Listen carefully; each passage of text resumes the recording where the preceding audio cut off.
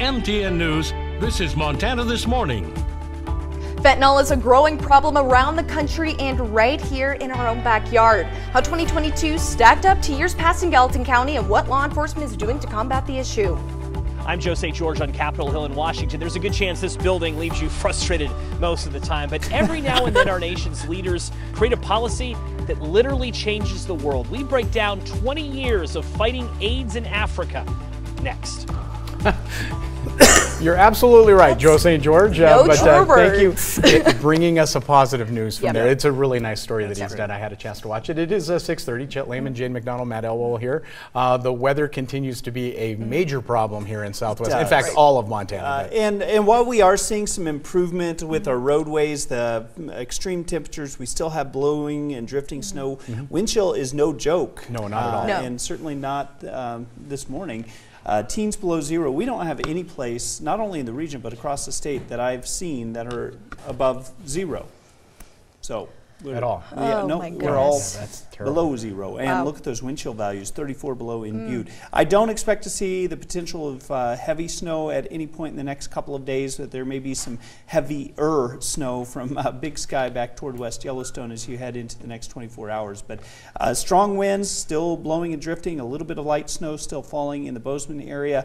Watch the roadways, bundle up, and leave some extra time, and be patient with your neighbors.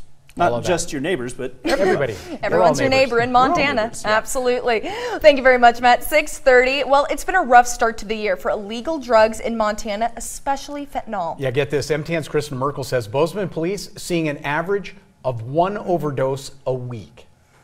Gallatin County is no stranger to the fentanyl crisis. Law enforcement shares what they've been seeing, and I find out what resources people have if they want help. So when we looked at the number of pills that were actually seized, 2020, 2021 combined was under 100.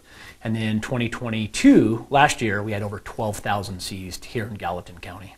Captain Eric Paulson of the Gallatin County Sheriff's Office says the number of fentanyl and other narcotic-related overdoses are just getting worse because of how cheap and easy it is to ingest. 2021, we had a total of 4 overdose deaths in 2021.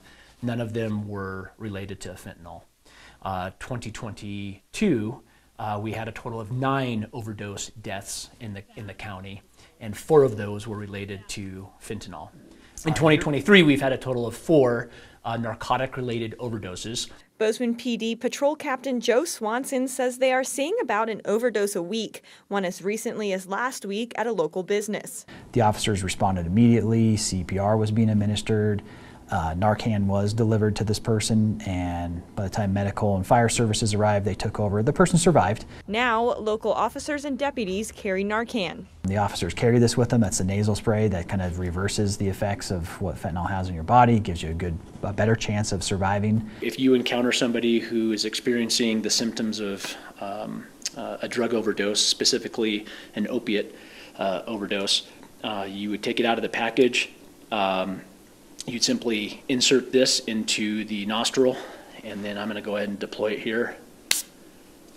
Ideal Option of Bozeman is an addiction treatment center also seeing the effects of increased fentanyl use. Here in the Bozeman clinic, probably close to at least 100 patients a week.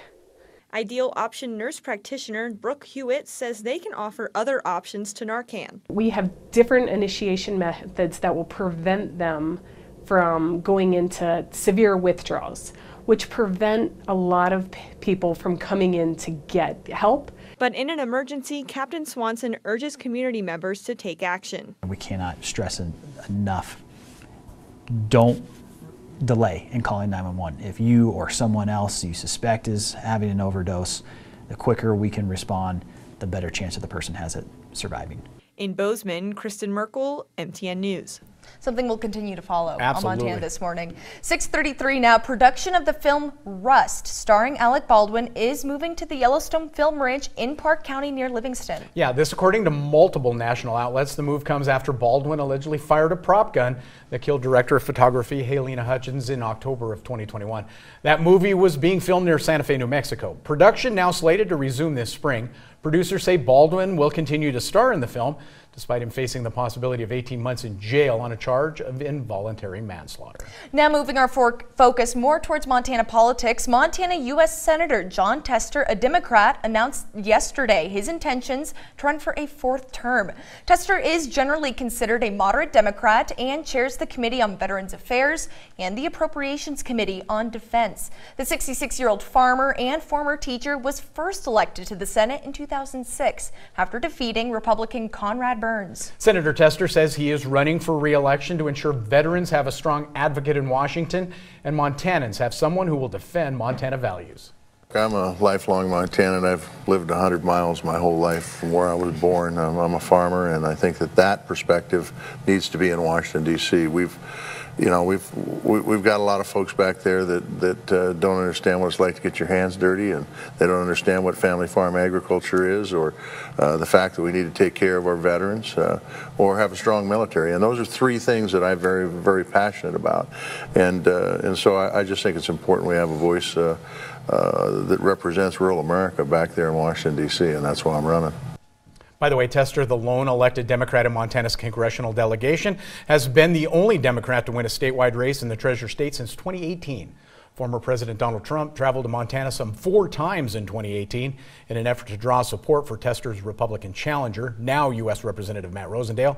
Tester won that contest by 3.5 points. Now, sticking around the Washington, D.C. area, we tell you a lot of stories about how politics in Washington works slowly and sometimes not at all. But every once in a while, something big happens on a bipartisan level that may make you think differently about our nation's capital. Our Joe St. George takes a closer look at the fight against HIV and AIDS in Africa and how 20 years of bipartisanship has changed an entire continent.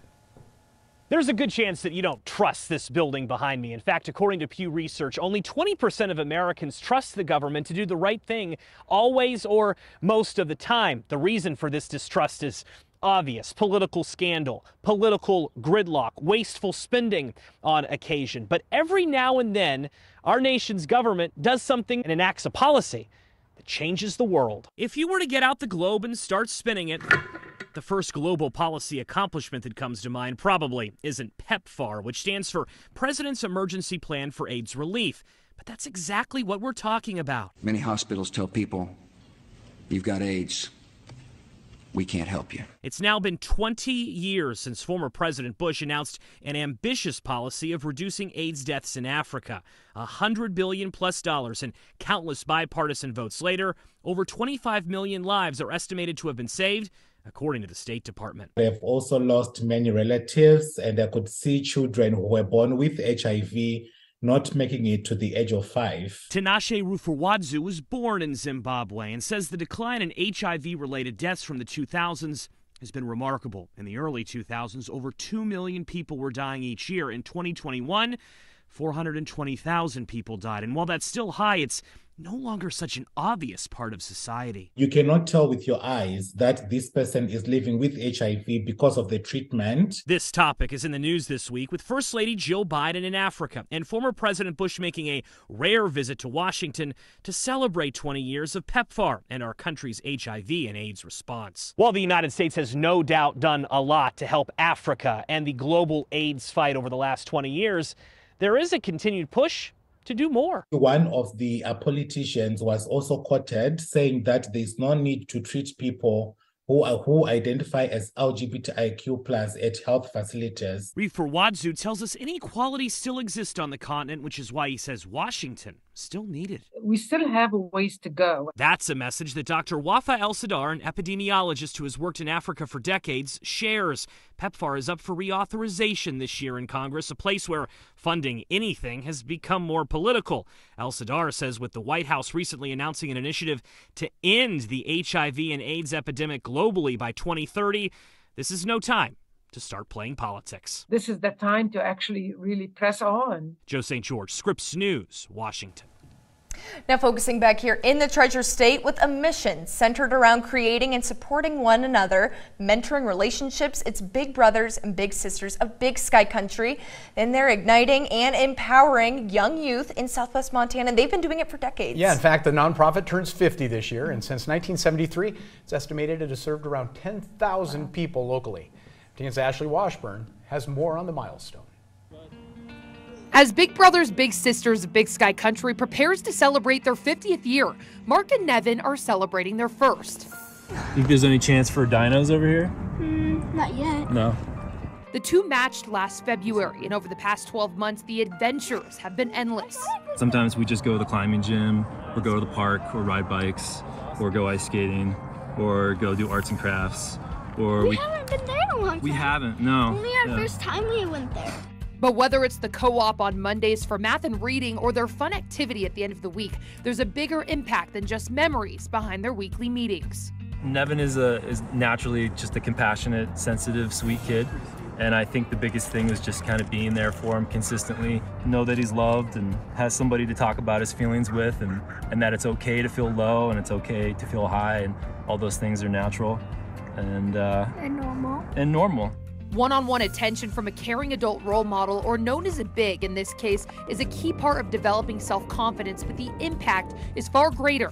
From helping littles make good decisions and avoiding risky behaviors to making a difference in how they perform in school, Big Brothers Big Sisters is helping the next generation see brighter futures ahead and new possibilities for achievement. It's been easier having Mark. One of our taglines is defending potential, and during the pandemic and during the floods in Livingston last year, there wasn't a lot of tangible hope for young people. We've seen these programs and we've heard from people that these programs are saving young people's lives. And the potential that we're protecting is their potential as an adult. And while Mark is just considered a best friend to 8-year-old Nevin, the mentorship has already taught him many life lessons, and in this case, it's all through rock climbing. You're used to it, I'm not. It's just... But we're practicing, right? Yeah. And what do we say about practice? Practice makes perfect. Makes it perfect, yeah. So we'll just keep practicing. I want there to be young people that feel that someone's there for them. When you take care of a community like that, you have all sorts of really positive outcomes. So it's really powerful.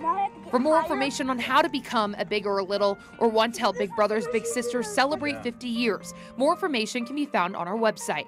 In Bozeman, Ashley Washburn, MTN News.